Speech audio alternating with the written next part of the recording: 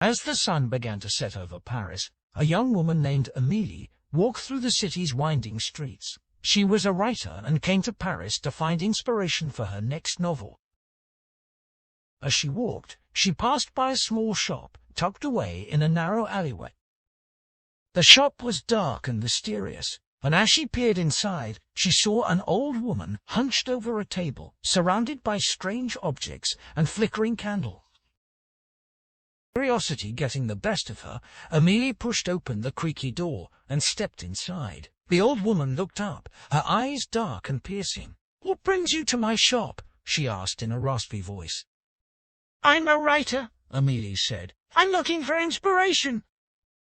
The old woman nodded. "I have just the thing." She reached under the table and pulled out a small vial filled with a murky liquid. "This will help you find what you seek," she said. Amelie hesitated. She had always been a skeptic when it came to magic and potions, but something about the old woman's demeanor made her believe that there was more to this vial than met the eye.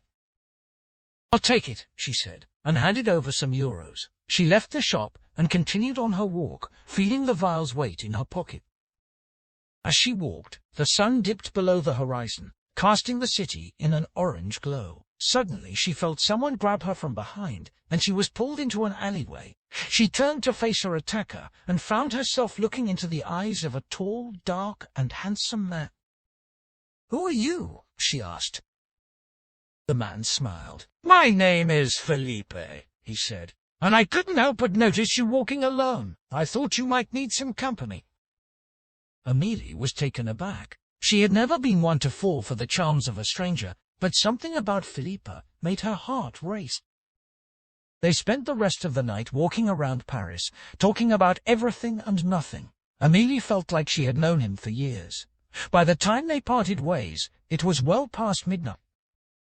As she walked back to her hotel, Amelie couldn't help but think about the strange vial she had bought earlier that day. She took it out of her pocket and examined it. There was something about the liquid that seemed to pulse with energy.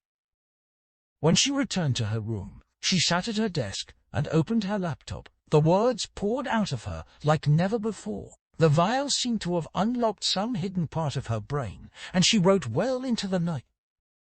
The next morning, Amelie woke up with a sense of excitement. She had never felt so inspired. She spent the day wandering around Paris, taking in the sights and sounds, and gathering material for her novel. As she walked, she noticed that Felipe seemed to be following her. At first, she was flattered, but as the day wore on, she began to feel uneasy. He was always just a few steps behind her, watching her every move. That night, as she sat down to write, she heard a knock at her door. "Can I come in?" he asked. Amelie hesitated, but something about his voice made her say yes. He came in and sat down on the edge of her bed. "I can't stop thinking about you," he said. Amelie felt a shiver run down her spine. She didn't know if she was ready for this. "Look," she said, "I don't know if I'm ready for something like this." Felipe leaned in closer. "Don't be afraid," he whispered. "I'll take care of you." Amelie didn't know what to say. She was drawn to Felipe, but something about him made her uneasy. She decided to change the subject. "Have you ever heard of voodoo?" she asked. Felipe raised an eyebrow. "What do you mean?" Amelie reached into her pocket and pulled out the vial. "I bought this from a shop yesterday. It's supposed to help me find inspiration for my writing." Felipe took the vial and examined it. "This looks like some kind of love potion," he said. Amelie blushed. "I didn't know that when I bought it." Felipe handed the vial back to her. "Be careful with that stuff," he said. "You never know what kind of trouble it could get you into." Amelie felt a chill run down her spine. She had never been one to believe in magic or superstition, but something about Felipe's warning made her uneasy.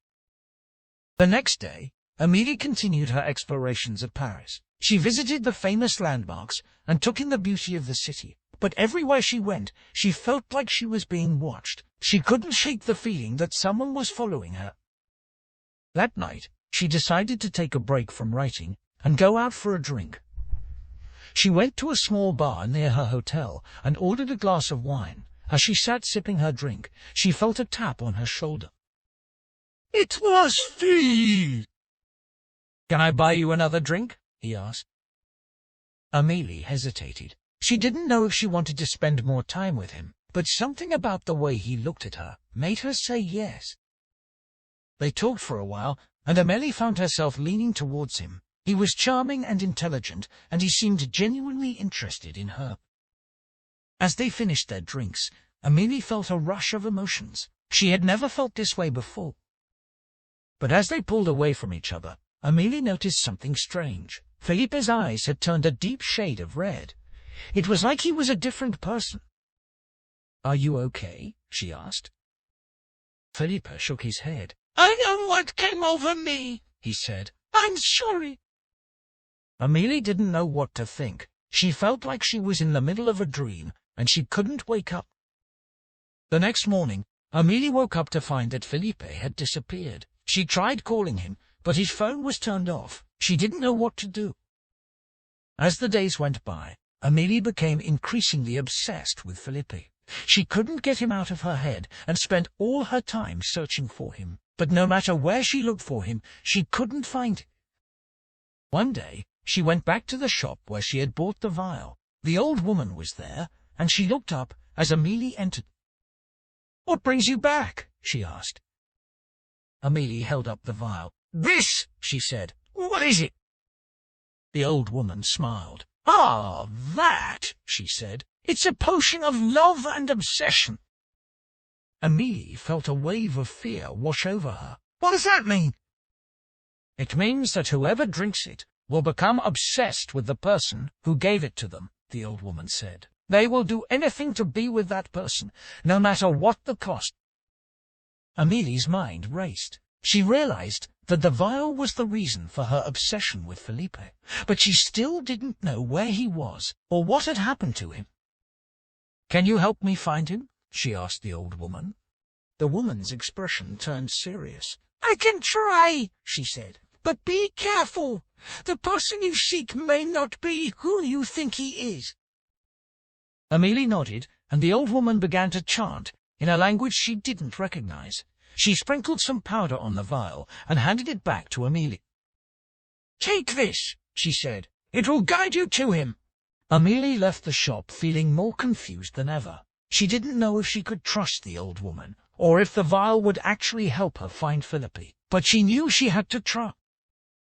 As she walked through the streets of Paris, she noticed that the vial was growing warmer in her pocket. She followed its lead, moving faster and faster until she came to a small alleyway. In the shadows, she could see Felipe, but he wasn't alone. There was another person with him, a woman with long black hair and a necklace of bones around her neck. Amelie felt a chill run down her spine. She knew that something was wrong. As she approached, Felipe turned to face her. His eyes were red again, but this time they seemed to be glowing. "Amelie," he said, "what are you doing here?" Amelie held up the vial. "I came to find you," she said. "What's going on?" Felipe's expression turned cold. "You shouldn't have come here," he said. "You don't know what you're getting into." The woman with the bones stepped forward. "Felipe, we need to go," she said. "She's dangerous." Amelie felt her heart racing. She didn't know what was happening, but she knew she had to get out of there. She turned and ran as fast as she could, the vial still burning in her pocket. She didn't stop until she reached the safety of her hotel room. Over the next few days, Amelie tried to make sense of what had happened. She knew that she had been foolish to trust Felipe and that the vial had been a mistake, but she couldn't shake the feeling that something more was going on.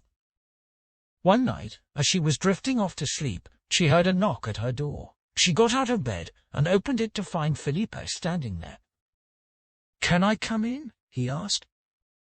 Amelie hesitated, but something in his eyes made her say yes. As they sat on her bed, Felipe explained everything. He told her that he was part of a secret society that practiced voodoo and that the woman with the bones was a powerful priestess who had placed a curse on him. "I wanted to break free of her," he said. I couldn't. I was under her spell. Amelie listened, feeling more and more confused. She didn't know if she could trust Felipe or if he was just using her. But as he continued to talk, she saw the pain in his eyes, and she knew that he was telling the truth. Together, they hatched a plan to break the curse. They went back to the shop where Amelie had bought the vial, and the old woman gave them some special herbs and oils to use in a ritual. They went to a secluded spot in the park and began to chant, burning the herbs and pouring the oils over Felipe's body. Amelie didn't understand everything that was happening, but she could feel the energy of the ritual building. As they reached the climax of the chant, Felipe began to convulse, his body writhing in pain. Amelie tried to hold him still, but he was too strong. Just as she thought he might die, there was a sudden burst of light, and Felipe went still. He opened his eyes and smiled at Amelie. "It worked," he said. Over the next few days, Amelie watched as Felipe changed. He was no longer distant and cold. Instead, he was warm and affectionate. They spent hours talking and exploring the city, and Amelie felt like she had finally found the man she had been looking for. But one night, as they were walking along the scene, Felipe suddenly stopped. "What's wrong?" Amelie asked. Felipe looked at her. His expression was serious. "I have to tell you something," he said. "Something I should have told you before." Amelie felt a sense of foreboding. "What is it?" she asked. I was involved in a murder," Felipe said. "Years ago, before I met you. I didn't do it, but I was there. And now, the person who really did it is coming after me. I don't know what to do." Amelie felt her heart pounding in her chest. She didn't know what to say or what to do. All she knew was that she couldn't leave Felipe now. Together, they came up with a plan. They would go to the police and explain everything, hoping that they would be able to protect Felipe. But when they got to the police station, things didn't go as planned. The officer they spoke to didn't believe their story, and they were soon caught up in a web of lies and deceit. As they left the police station, Amelie felt like they were being followed. She turned to Felipe, but he was gone. Panic set in as she realized that she was alone. She started to run, hoping to find a place to hide, but she was quickly cornered by a group of men. They surrounded her, their eyes filled with malice. Amelie knew that she was in grave danger. Just as she thought she might not make it out alive, there was a sudden flash of light, and the men were gone. In their place stood Felipe, his eyes glowing with fierce energy. Together, they ran through the streets, dodging and weaving through crowds of people.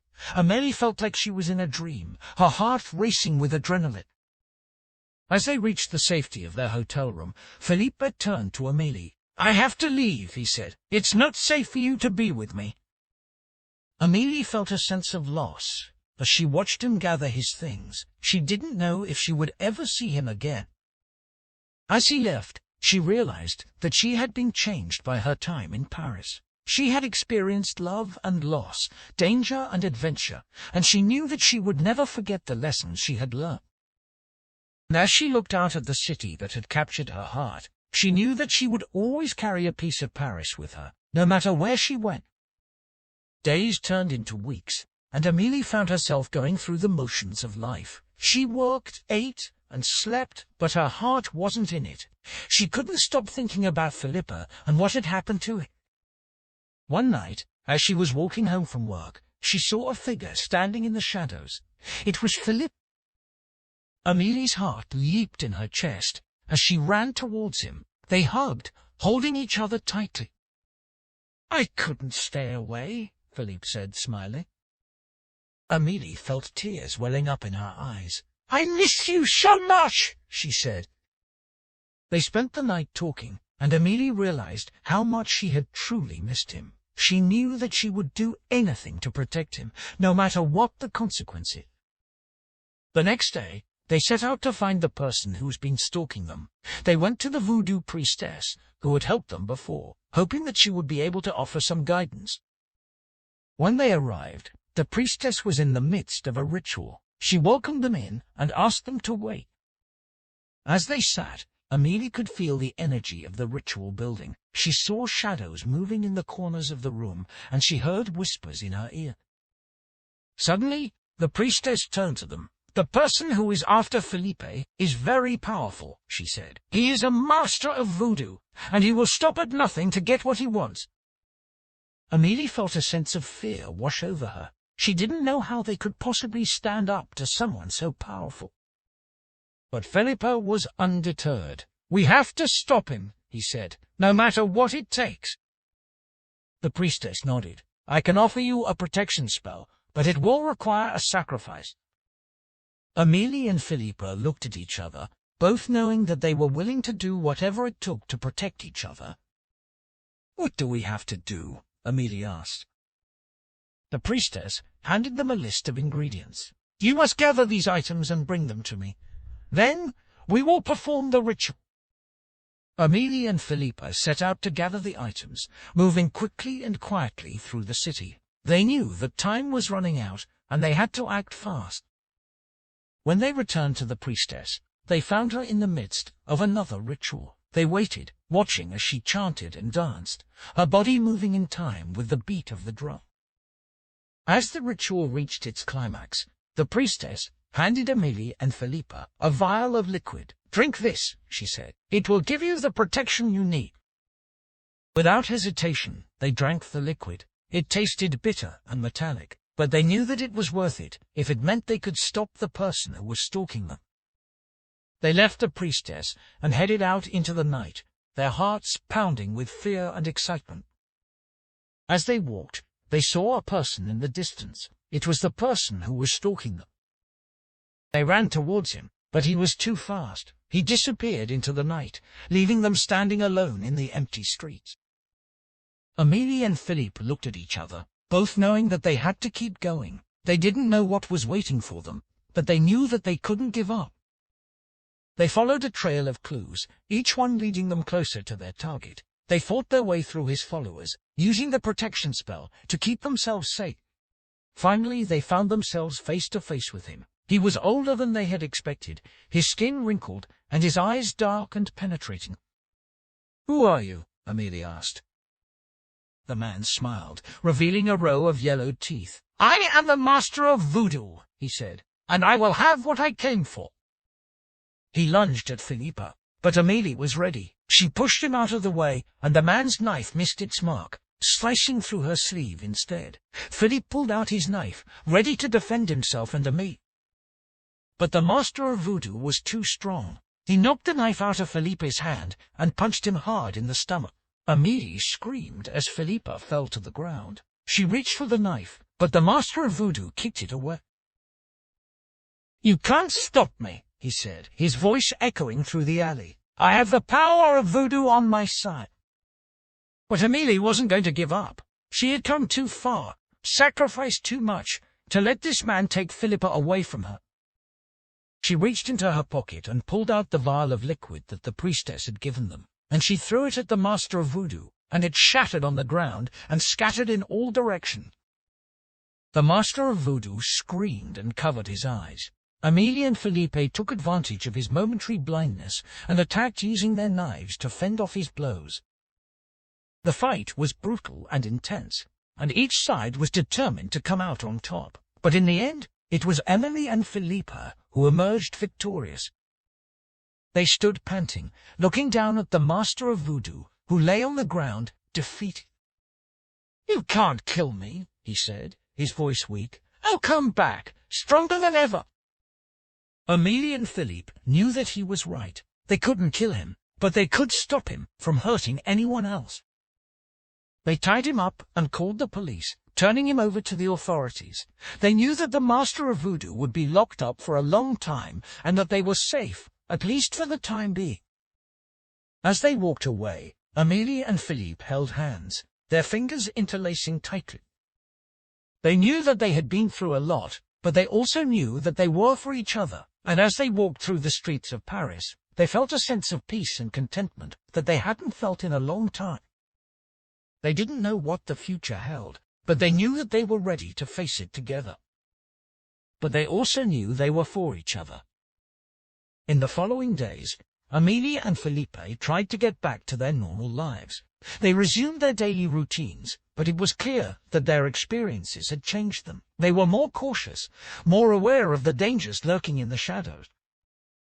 Amelie was still haunted by the image of the master of voodoo, and she often found herself waking up in the middle of the night, drenched in sweat. She knew that she needed to find a way to move on from what had happened, but she wasn't sure how.